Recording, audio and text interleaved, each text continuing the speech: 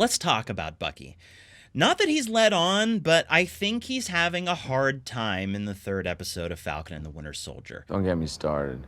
Zemo reminds him of the past and says there's still something of the Winter Soldier in his eyes. And you can see that it disturbs him in that scene. Then he's got to pretend to be a brainwashed tool of Hydra again when they go undercover. And after everything he's been doing to try and make amends, none of this can be easy, right? At one point, after Sam says he should have destroyed the shield, Bucky's frustration shines through, I think, almost as much as it has so far, and he says he's going to take the shield away from Walker first. Look, that shield represents a lot of things to a lot of people, including me. World's upside down, we need a new cap, and it ain't gonna be Walker, so before you go and destroy it, I'm gonna take it from him myself. So, Bob, how do you think Bucky is doing up to this point? Is he maintaining his calm, or is he dangerously close to the edge? Bucky's got his own set of problems. I mean, the series starts with him going to therapy. But for someone with his problems in his past, he is keeping himself composed remarkably well. Remarkably well, I would say. Yeah. He knows eventually that they've got to get that shield away from John Walker. And Sam, because Sam still feels like he's not worthy, it's like, okay, the shield's better off destroyed. Well, Bucky does not want to see that shield destroyed. That's, the last piece of his friend he's got. Pretty much. That's a good point. And I think, to the other thing you said, Sam's just not ready to admit or accept, he's not ready to accept that it might be necessary to take that away from Walker. Now, I do get where Bucky's coming from, as you just explained so well. But I think that if you take a step back, from Bucky's sort of a very personal attachment that he has, even something closer to Sam's point of view, I don't think you can say yet from what they know that, like, this guy is dangerous in a way that, like, it just, like, you just have to deprive him of this shield thing, not just because he's not quite, like, living up to Cap's legacy, but, like, at that point, I don't think he's demonstrated himself as, like, being dangerous in a way to where Sam can mentally take that step of, like, okay, we got to take it away from this guy, regardless of any other factors. What I hate to say Zemo has a good point, because he's obviously the bad guy, or at least one of them. But when he talks about heroes and icons and how that, one step leads to another step, leads to another step, leads to war, that's the kind of power Steve was wielding. People rallied behind Steve. People went to war for Steve. Yeah. That's the kind of power that's in John Walker's hands right now. Is that the guy you want wielding that power? That is a good point. And, it's like Sam said in the episode about the Trouble Man album. He's out of line, but he's right. I think there's several places throughout the episode that Zemo is out of line, but not wrong. Just like when the three of them are talking, it's like somebody trying to interrupt an old married couple's argument. They do act like an old married couple. Bucky and Sam are fighting, and Zemo tries to butt in, and they're both like, no. Like, simultaneously, like, together. They're a united front against Zemo. No, Zemo, shut up. We're having this argument. I love it. And he's just like, Yeah. And I really do enjoy their sort of, like, developing relationship and sort of the bickering of it.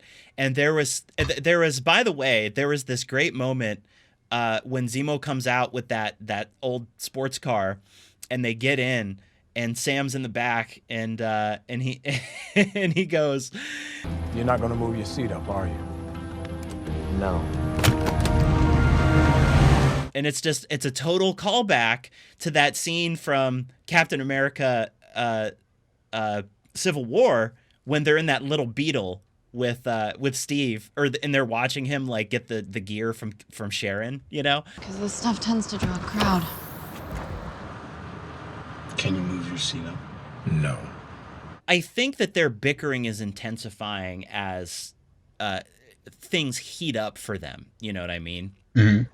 And it is interesting to see Zemo in the mix, you know, with them. But, you know, back to Bucky, I think he's having a really hard time with this. I mean, not that he would show it, and he's obviously able to hold himself together, but I think he's approaching a point. You know, in this show where, you know, he's really going to have to. He's either going to break or he's going to break or he's going to bend. You know, he's going to hold it together or he's going to not. Like, there's going to be a moment of crisis for him, I guess is what I'm saying. What do you think about an oncoming moment of crisis for him? Do you think that that's coming, or like what do you think is about that? In a lot of ways, I think that bar fight was a moment of crisis for him.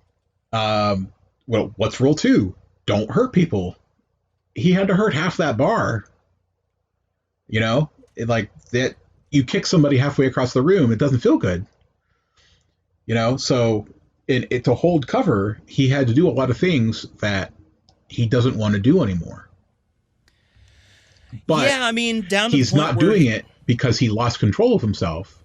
He's doing it with conscious forethought for the greater good. And I think that's where he will learn to bend instead of break under this weight. Yeah.